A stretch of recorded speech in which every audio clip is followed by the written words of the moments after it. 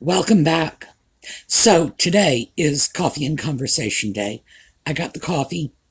I got the cat coffee cup. I don't have the cat though. The cat's in the other room asleep. It was raining this morning. It's still drizzling out now. And you all know Audie does not like the rain, but he wanted to go out today and he wanted to play in the rain. It was a warm morning, and I understand that. We move into this time of year, and sometimes his desire to play in the warm weather overwhelms his need to avoid the wet weather. So, yes, love of warmth went out today. Stayed out for about 20 minutes playing in the rain, probably rolling in mud. I mean, it's Audie, so yeah. Then he comes back, and he does what he usually does when he comes back. He sits on the porch railing just outside the window so that I can see him from my desk. It's important. That's a key part of this. I must see him and know that he is out there. Then I open the door, and I have to say, Audie, do you want to come in? And he ignores me. Again, this is an important part of the process because this isn't accidental. Ignore mommy. This is deliberate. This is ignore mommy with intent. Then when he feels like I have suffered enough for having left him out in the rain, then he'll come in and he hops up on the counter. Now he always does that when he comes in the house. That's the first thing he does. Hops up on the kitchen counter because that's where his treats are. Goes right over to his treat bags. There's about a dozen of them piled up on the counter right now. And he'll go over, and that gives me an opportunity to take off a flasher if I've put a flasher on his collar, to check him out, make sure he hasn't really been rolling in too much mud, or that he hasn't been in a fight, or anything else I need to deal with in terms of his health and well-being. And in this case, it gave me the chance to pick up a dish towel and wipe the excess water off him, which is good because he likes that. He loves being catered to. If you are willing to wipe his fur or pet his head, he will stand there for hours and let you do that. If you give him a brush, just hold up a brush, and he's going to be your best friend, like, for days. So once all the excess water was off him and he had his cat treats and he was not too muddy and his paws were a little dry, he decided to go off and catch a nap in the bedroom because, after all, why does he want to deal with me? I left him outside in the rain. Never mind that this was his idea, and he begged, and I opened the door 4 times when he was out on the railing to try to get him to come in, and he was ignoring me, so he refused. So eventually, of course, he did come in, but after I had suffered enough. So nevertheless, despite this whole drama this morning, it's still all my fault. And, he'll be holding this against me next week, too. Next week it'll be raining out and he'll be complaining that I'm getting ready to shove him out in the rain, in the cold, poor kitty, again. I don't know. I love my cat, but he can be such a little handful sometimes. So today was one of those handful days. He may be out with us, he may not. Meantime, like I say, we've got the kitty cup, and I guess we're going to have to make do with this. So when we get back, I thought we would just chat a little about first world problems.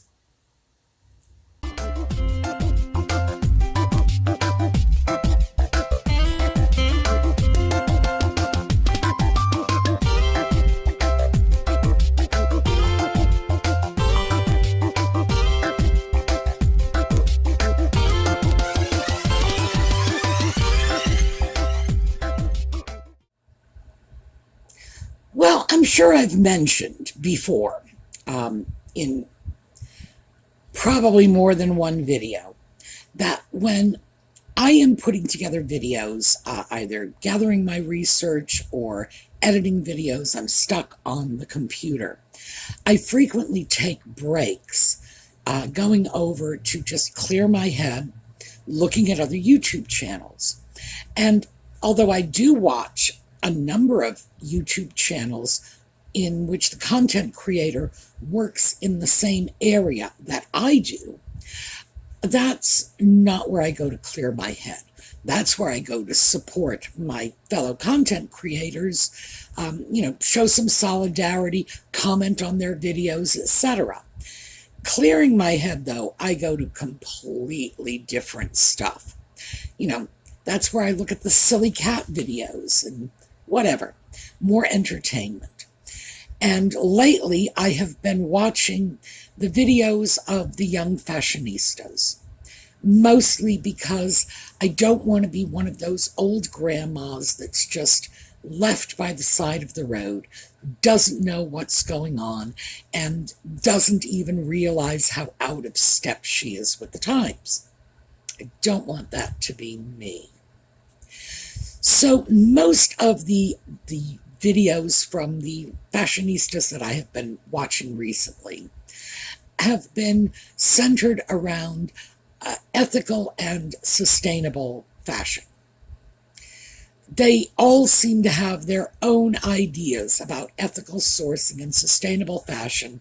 I saw one this morning in which clothing that is, well, so polyester it might as well be a cup of chemical soup, saying that this is good because all of the polyester in that garment will eventually be completely reconstituted into something else at the end of that garment's life expectancy.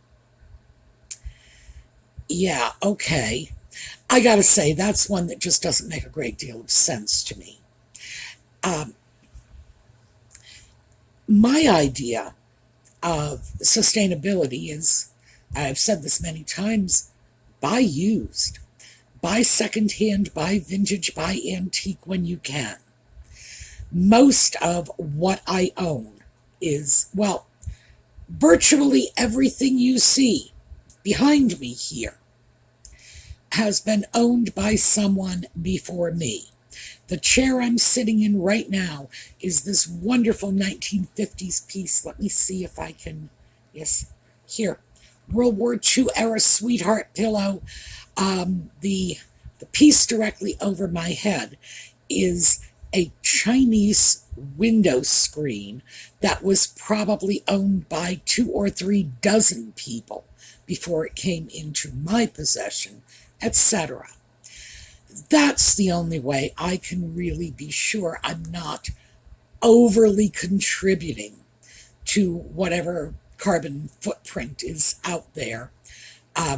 And just to make sure, because I want to be on the safe side, I always make a point of making a donation to one of those lovely organizations that will go out and plant enough trees, not just to take care of my carbon footprint, but to take care of a couple of Prince Harry's polo jaunts. So, hey, I'm doing my bit. But there are things I won't buy on the secondhand market. Underwear comes to mind. I'm sorry, I am not buying somebody's used underwear. Just the very thought of that makes me think I need to stop this video right now and go take a quick shower before we continue. No, I mean, I've got my limits. That is not okay with me. And I'm not saying there's anything wrong with it. That underwear is probably going to be washed and, and in hot water and, I still couldn't bring myself to do it. I have my limits. And boy, that is one of them. But also keep in mind that when I'm actually making this video, I'm using all kinds of electronic equipment. And boy, that's making a nice little carbon footprint. And I suppose it would be possible for me to do the research, because it's not like I don't have a degree in it. I could do the research and figure out how to get the computer equipment with the smallest carbon footprint out there, but I'm not actually going to do that. Sorry, no. Again, there are limits to how far I am willing to go in this. So I do, however, believe that we should try to buy products that have been ethically sourced if we can. And then we get into that whole arena of how do we know something's been ethically sourced? Because the retailer puts some, little green leaf symbol on it, or some other strange little symbol that says, we're not buying from overseas. Well, okay, fine. But I have to wonder, even though I do not favor the idea of paying people substandard wages overseas in order to get me, the sweater cheap. No, I don't favor that. But if I stopped buying items that were sourced from overseas, would I then not be guilty of withdrawing some portion of the money that's going into a less developed country that they are dependent upon in order to feed their population? Again, complicated issue, and I don't know the right or wrong answers to these. I don't know. Once anything gets overly political, I tend to lose interest quickly. I am not a political animal, really not. But I was looking at one of my favorite clothing websites that it's a fair trade website, and I can go there and buy items, and they are promising me that the actual artisans that have created the item are going to get some of this money. Problem is, they're not telling me how much. They're not telling me what percentage the artisan is getting, and is it a fair and reasonable percentage? Because I have to say, knowing what I know about marketing, that was one of my far too many undergraduate minors. Oh, I've talked about that. Well, how about we digress on that for a moment? Yes, I took 6 minors when I was an undergrad. I did 3 majors and 6 minors. I have no idea what was wrong with me at the time, but I did it, and marketing was one of them. So I have an awfully good idea of exactly how much it costs to get that item from the person who created it to my door. And I gotta tell you, it's going to be at least, well, I saw a very pretty silk scarf that I may in fact get because, what can I tell you, I'm a sucker for silk scarves. It's like $30. And when it's a large scarf, it's like a shawl. Beautiful. At $30, I can guarantee you at least 50% of that $30 is going to be wrapped up in transporting it from wherever, Indonesia, I think the scarf was made in, from Indonesia to my door. Yeah. The company that is promoting these products has a website they have to maintain. They have to provide customer service. They have to provide shipping. There's so much involved in that. That's where the bulk of the expenditure is.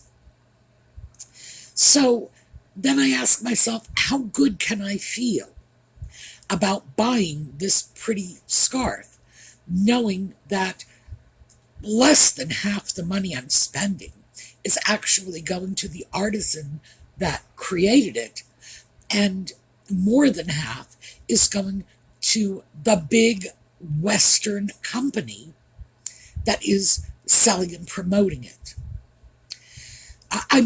obviously I can feel very good about it because I'm going to go out, I'm going to get a pretty scarf, I'm going to have the scarf, yay me. So from my own selfish point of view, oh yeah, I'm going to make out, I'm going to get something pretty. But then I have to ask myself, am I prepared to do that every time I buy a pair of socks or underwear? Am I really willing to go to that level of effort to invest myself that much in my socks? And if I am, what does that say about me? This is like first world problems. The company I buy my socks from, by the way, does, for every pair I buy, they give a pair to somebody. I don't know who. I would like to believe, because it's rather implied on their website, that they give it to a person who needs socks. But really, how many people out there do you suppose actually need a pair of $20 wool socks? I mean, is that a little excessive? If they're not giving them $20 wool socks, what are they giving them? And why would they say, buy a pair, donate a pair? Which sort of suggests to me that they're donating a pair of the expensive $20 socks I'm buying. And does it even make sense? Wouldn't most people who are in need of socks be much happier for a $1 pair of cotton socks? I mean, I would think so. I find ultimately it just leaves me very confused. And at the end of the day, I start to feel like somehow I'm letting the team down, I am in the first world. I am a person who, fortunately, and I do say it's fortune, it's the luck of the draw. I could have just as easily been born in Bangladesh. Does anybody even remember Bangladesh? I could have been born in Biafra. Again, does anybody remember Biafra? Luck of the draw, I happen to be born in the United States in the middle of the 20th century. What a great time to come into the world.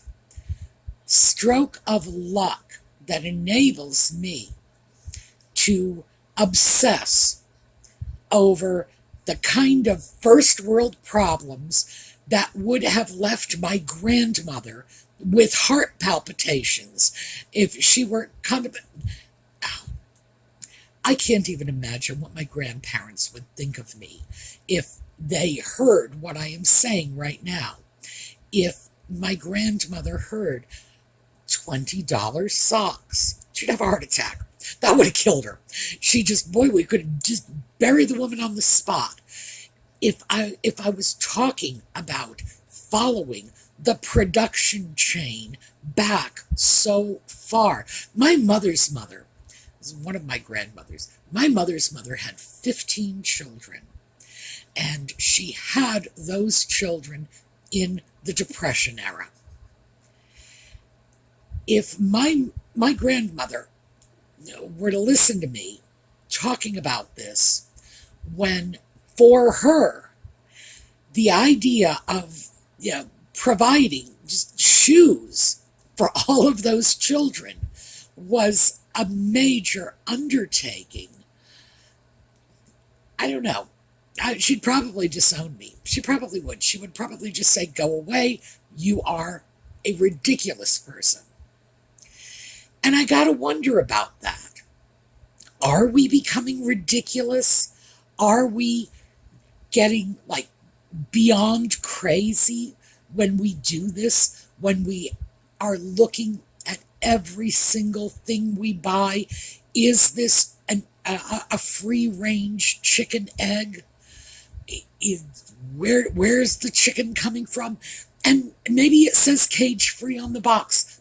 How do I know it really is? Is there some law that states you cannot lie about this? I don't know if there is. I really don't know. And if there is a law, I have no idea how it would be enforced. What happens when somebody lies about how their chickens were raised? Oh, and I do, by the way, of all things, you got to know, I'm a lot more concerned with the quality of the life of the animals that would be contributing to my welfare than the humans, because I love animals. I've rarely met an animal I didn't like, and I've met a whole lot of people I just don't really care for all that much. So, yes, I am concerned about animal welfare, but at what point can we, draw the line, pull the plug, and say, I'm doing whatever I can, and if I refuse to spend my consumer dollars on a product because I don't like the way I believe it was made, and keep in mind, very few of us are actually going down to these factories and witnessing conditions in person. So these are our beliefs. These are not things we know as a fact because we have seen it ourselves. We're taking somebody else's word for it, and we need to keep that in mind. But how far am I willing to go? What if I refuse to spend my money at some place simply because I think they might not be as ethical as I would like? Am I hurting that company? Am I, in fact, hurting the people who might be making the products and might therefore be dependent on whatever pathetic wage they are getting, even if I don't happen to think it's a decent wage? Am I taking food off their table? If that company goes out of business, is there somebody else to step in to replace the income the workers are losing? Or would I be causing the workers to suffer and do without? In other words, am I throwing out the baby with the bathwater? And that's a question I ask myself all the time. Now, I know some of you are probably sitting there saying, good Lord, Sue, you think too much. I know I do. It's not like I just started doing this yesterday. You know what I mean? There's like, yeah, I've always wrapped everything in knots. But that has been one of the things I've been wrestling with lately. How to deal with these issues. Not all of us can go out and raise a sheep in our backyard and shear the wool and knit it into a sweater. So in that case, by the way, we can actually say, I know how this sweater was raised, from the birth of the little baby lamb in the backyard. Most of us are just going to spend our lives in absolute ignorance when it comes to how our clothing is made, how our furniture is made, where the food on our table comes from. And I'm not sure it does us a great deal of good to say, I'm only going to buy from this ethical company, that green company, because you would be amazed at how little one has to do for charity in order to be considered a socially responsible company.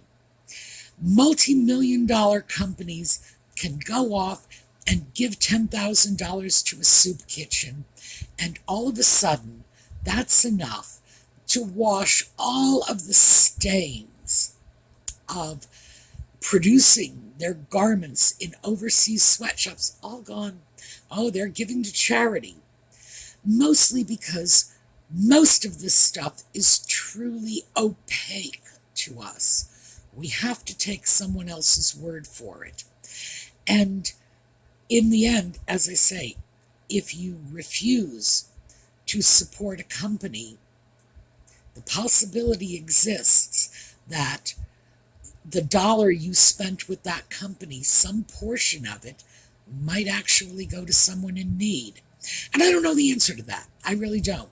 I do not know how to navigate these waters. I'm trying to figure it out. Now, I can feel pretty good about my situation in general because I do prefer vintage and antique and used secondhand. I rather, mostly because I like old stuff. I really do. I will go over to that fair trade marketplace. Oh, and I am going to get that silk shawl because it was pretty.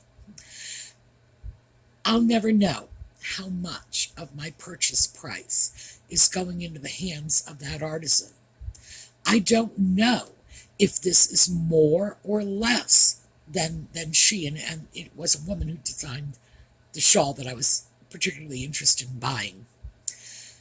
I don't know if she's making more by creating her own items, or if she would make more if she got a job at a factory. I don't know.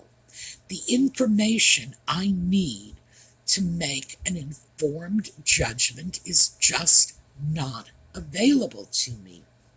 The most I can do is speculate. But one thing I can say with absolute certainty is just because a company says we're green, we're ethical, does not necessarily make it so. We have seen a lot of companies over the years that have done some pretty reprehensible things, washed their hands of it, hauled in PR teams, cleaned up their images. To this day, I will share this one with you for free. To this day, I will not knowingly buy a Nestle product, ever, period. And the reason I won't do that is because many, many years ago, Nestle was involved in a scandal in which they were sending baby formula products overseas into areas where poor women, I mean, there's no other way to put it, these were dirt poor women, were being encouraged to feed their babies Nestle formula. Women who did not have a clean water supply, who could not afford to mix the formula at the proper ratio to provide the necessary nutrients for their child, women who would have been better off nursing. I've never forgiven Nestle for that. A lot of things I can walk away from. It's like, all right, fine, that was a long time ago. But killing babies, no, I mean, I'm sorry. It's just like I said before, you got to draw the line somewhere. So my lines are used underwear and killing babies. Yeah, that's pretty much it. But keep in mind, Nestle had their own arguments against these allegations. Nestle was proud of the fact that they were providing formula to third world countries where the women might not have been healthy enough to nurse their children, etc., etc. Bottom line is, just because somebody tells you their company is good, is noble, is doing the right thing, is cleaning up the environment, la la la la la, doesn't necessarily make it so. So right now, I'm kind of having a difficult time navigating this. I'm having trouble figuring out where I need to fit in that overall scheme of things. Is it enough that I buy most of what I own at thrift stores? Is it okay that For example, if I go in and get a suit jacket at a thrift store, and that jacket was made in the 1950s in one of the textile producing states in the South, you got to know, 1950s Southern American states, odds are the women and the workers of color were paid less for doing the same job a white male was doing. Is it okay that I buy it now? How long does it take that moral stain to wash off? Is it strictly the province of the first person who bought it? Does the stain sit with them and not me? If I buy it knowing that it's very likely these are the conditions in which it was produced, is it okay because I'm not actually giving the money to the people who did this, but instead I'm giving it to a charity that is reselling, or a local thrift shop that's probably going to put most of that money right back into my own community? Does that make it okay? I don't know. Oh, by the way, these are not rhetorical questions. These are serious questions. I don't know the answer to them. Is that enough? What if I pull the plug on the whole thing and say, well, I come from a generation in which we were taught to sew. I can make my own clothes. And I really can. That's something that I actually can do. Is that enough? Do I have any idea where the fabric is coming from? If I know where the fabric is coming from, do I know where the raw materials that are used to make the fabric are coming from? That's something, by the way, that is completely opaque to me. I can buy, and this is like a literal example, I can buy a very nice merino wool that was manufactured in Italy, and I have no idea where the sheep were raised. None. No one can tell me. I know that eventually that piece of wool fabric was manufactured in Italy. They got the yarn from somewhere, but then the looms were in Italy. I don't know anything before then. And how can I know? I will not even know what factory produced the item, the piece of fabric. I won't. I will know where the fabric came from, because usually they tend to make a sales point of that. It's like, oh, look, it's Italian wool. Beyond that, completely opaque to me.